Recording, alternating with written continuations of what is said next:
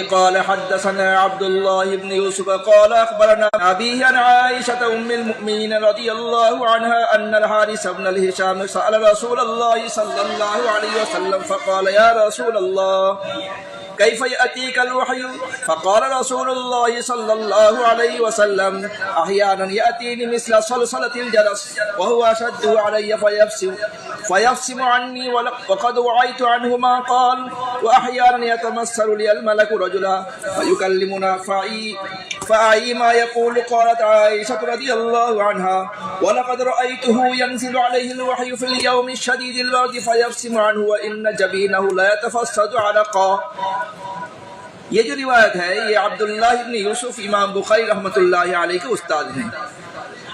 چنانچہ امام بخاری رحمۃ اللہ علیہ فرماتے ہیں کہ ہمیں عبداللہ ابن یوسف رحمۃ اللہ علیہ نے حدیث بیان کی.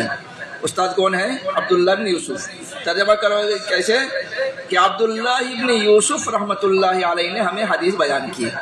قال انہوں نے کہا اخبرنا مالک، ہمیں امام مالک رحمۃ اللہ علیہ نے یہ خبر دی. اس سے پہلے میں نے کہا تھا اخبرنا حدثنا ایک ہی مطلب میں استعمال ہوتا ہے. سمجھ گئی؟ وہ کس سے روایت کر رہے ہیں؟ ہشام سے. ہشام کس سے؟ عروہ رحمۃ اللہ علیہ سے. یہ ہشام ابن عروہ اپنے باپ عروہ سے. یہ عروہ کون ہے معلوم ہے؟ یہ عروہ ہیں عائشہ رضی اللہ تعالی عنہ کے بھانجا. عائشہ رضی اللہ تعالیٰ عنہ کے بھانجا ہیں. تو ان کے بیٹے کون ہیں؟ ہشام. تو ہشام رحمۃ اللہ علیہ وہ اپنے باپ عروہ سے روایت کر رہے ہیں. وہ کس سے روایت کر رہے ہیں؟ اپنے خالہ جان عائشہ رضی اللہ تعالیٰ عنہ ام المؤمنین رضی اللہ تعالیٰ عنہ سے. عائشہ رضی اللہ تعالیٰ عنہ کیا فرماتی ہے کہ حارث ابن ہشام مخزومی یہ کون ہے معلوم ہے؟ ابو جہل کے سگا بھائی ہیں. ابو جہل کے ابو جہل کے بھائی ہیں لیکن مسلمان ہو گیا تھا. یہ حارث ابن ہشام رضی اللہ تعالی عنہ. انہوں نے نبی کریم صلی اللہ علیہ وسلم سے پوچھا. مسلمان ہونے کے بعد انہوں نے نبی کریم صلی اللہ علیہ وسلم سے پوچھا. کیا پوچھا؟ یہ پوچھا کہ اللہ کے رسول کیف یأتیک الوحی، آپ کے پاس وحی کس طرح آتی ہے؟ وحی آنے کا طریقہ کیا ہے؟ لہذا یہ روایت کا تعلق ترجمۃ الباب سے ثابت ہوا نا. کیف کان بدء الوحی، وحی نازل ہونے کا طریقہ کیا ہے، کیفیت کیا ہے؟ تو اس کے اندر بالکل صاف ہے کیف یأتیک الوحی. تو ترجمۃ الباب سے مناسبت ہوئی یا نہیں؟ ہاں. تو انہوں نے کہا کہ اللہ کے رسول آپ کے پاس وحی کس طرح آتی ہے؟ فقال رسول اللہ صلی اللہ علیہ وسلم، تو نبی کریم صلی اللہ علیہ وسلم نے ان کو تمام طریقے کو بیان نہیں کیا، ایک طریقہ بیان کیا. سب سے پہلے ایک طریقہ تو یہ ہے کہ کبھی کبھی یأتینی مثل صلصلۃ الجرس، کبھی کبھی میرے پاس مسلسل گھنٹے کی آواز کی طرح آتی ہے. ٹن ٹن ٹن ٹن ٹن ہے نا، گھنٹہ کوئی آواز ہوتی ہے نا، تو اس طرح کی آواز ہوتی ہے میرے پاس سامنے. وَهُوَ أَشَدُّهُ عَلَيَّ، اور جب یہ ٹن ٹن ٹن ٹن یہ جو آواز ہے گھنٹے کی جو آواز ہے یہ میرے لیے بہت زیادہ سخت ہوتی ہے. ابھی جو آواز مسلسل آواز کیا ہے؟ اصل بات یہ ہے کہ دنیا کے جتنے زبانیں ہیں یہ سب مسلسل آواز ہے. مسلسل کیا ہے؟ جیسے مثال کے طور پر تم اگر کسی جرمنی زبان کے جو آدمی ہے ان سے بات سنو گی تو ایسے لگے گا کہ کچھ ادھر ادھر کی ویسے ہی کچھ بات کر رہا ہے، کوئی سمجھ میں نہیں آتا ہے لیکن مسلسل کوئی آواز ہے، کچھ ہے نا. کوئی چینی آدمی ہے، چین کے آدمی ہے، دوسری زبان جو زبان جانتی نہیں تو ایسا لگتا ہے کہ وہ مسلسل کوئی الٹی سیدھی باتیں کر رہا ہے نا. حالانکہ نہیں، ہر ایک الگ الگ حرف ہے، الگ الگ حرف کو جوڑ کر کے ایک لفظ ہوتا ہے، پھر لفظوں کو جوڑ کر جملہ ہوتا ہے، پھر یہ جملے کے ذریعے سے ہم آپس میں بات کرتے ہیں، ہے نا. جس طرح قرآن کی تلاوت ہم جب کرتے ہیں تو جو لوگ عربی نہیں جانتے وہ سمجھتے ہیں کہ ویسے ہی کچھ پڑھ رہے ہیں، ہے نا. تلاوت جب کرتے ہیں تو نبی کریم صلی اللہ علیہ وسلم نے فرمایا جب قرآن نازل ہوتی ہے کبھی کبھی میرے پاس اس طرح کی آواز آتی ہے گویا کہ گھنٹی کی کوئی آواز ہے. وَهُوَ أَشَدُّ عَلَيَّ، لیکن یہ صورت میرے لیے بہت سخت ہوتا ہے. اس آواز کے ذریعے اب سوال یہ ہے کہ آواز کس کی ہے؟ بعض کہتے ہیں کہ یہ جبریل علیہ السلام کی آواز ہوتی ہے، اس کے ذریعے سے معلوم ہوتا ہے کہ جبریل علیہ السلام آ گئے، وہ ایک گھنٹہ ہے، الارم ہے، یہ ہے نا۔ اس کے بعد قرآن کی آیت نازل ہوتی ہے، اس کے بعد آپ صلی اللہ علیہ وسلم سنتے رہتے ہیں، اس کے بعد آپ کے دل میں اس کو بٹھا دیا جاتا ہے۔ فرماتے ہیں وَهُوَ أَشَدُّ عَلَيَّ، یہ میرے لیے بہت زیادہ سخت ہوتا ہے۔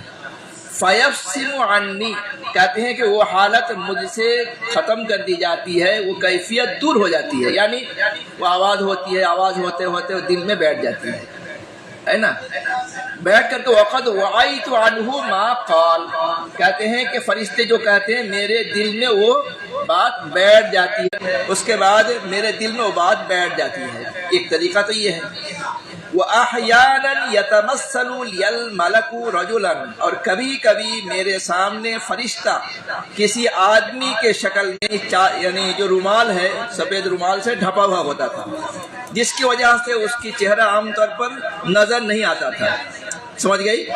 تو جبریل علیہ السلام دحیہ کلبی رضی اللہ تعالی عنہ کے شکل میں آتے تھے۔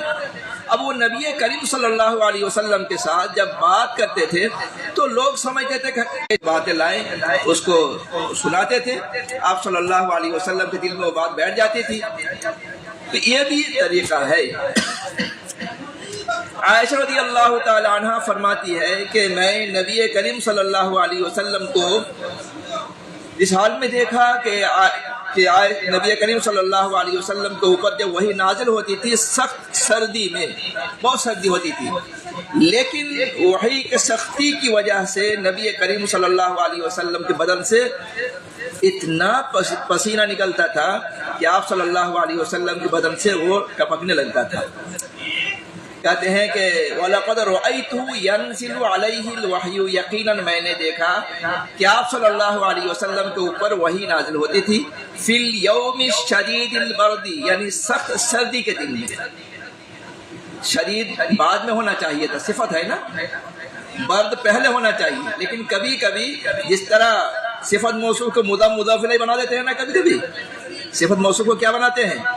مضاف مضاف الیہ، لیکن معنی میں موصوف صفت ہے۔ تو اسی طرح یہاں صفت کو پہلے لا دیا، موصوف کو بعد میں۔ اصل میں یہ ہونا چاہیے فی الیوم البرد الشدید، لیکن اس طرح کبھی کبھی کر دیا جاتا ہے آدمی میں۔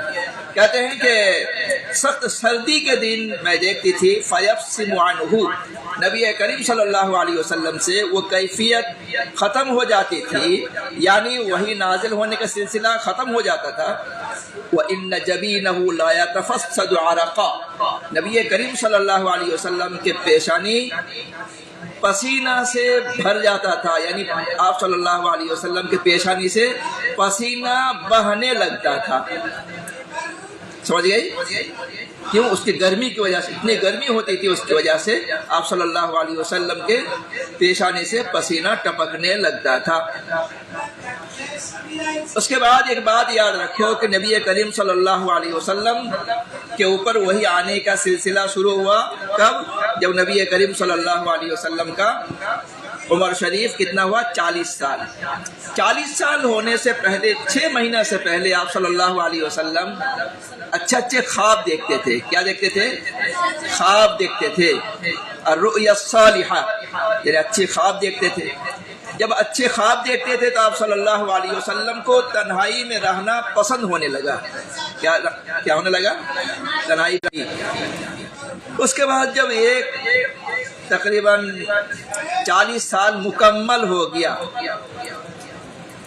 صحیح قول کے مطابق وہی نازل ہونے کا جو سلسلہ ہے وہ 8 ربیع الاول، کتنا؟ 8 ربیع الاول سموار کے دن، یعنی پیر کے دن آپ صلی اللہ علیہ وسلم کے اوپر وہی نازل ہونے کا سلسلہ شروع ہوا۔ بعض کہتے ہیں 17 رمضان کو، کتنے کو؟ 17 رمضان پیر کے دن۔ بعد اس میں تطبیق یہ دیتے ہیں کہ آپ صلی اللہ علیہ وسلم کا اور آپ صلی اللہ علیہ وسلم پر قرآن کریم جو نازل ہونا شروع ہوا وہ 17 رمضان کو، سمجھ گئی؟ تو اس طرح تطبیق دیتے ہیں۔ بہرحال آپ صلی اللہ علیہ وسلم کی عمر 40 سال ہوا تو یہ سلسلہ نازل ہوا، جبریل علیہ السلام آئے اور اللہ کی طرف سے وہی لے کر آئے۔ اس کے بعد کیا ہوا، آپ صلی اللہ علیہ وسلم کی کیا حالت ہوئی، وہ تمام تفصیلات اور واقعات اس کے بعد امام بخاری رحمۃ اللہ علیہ تفصیل سے بیان فرمائیں گے۔ انشاءاللہ بعد میں پڑھائیں گے اس کو، مغرب بعد انشاءاللہ۔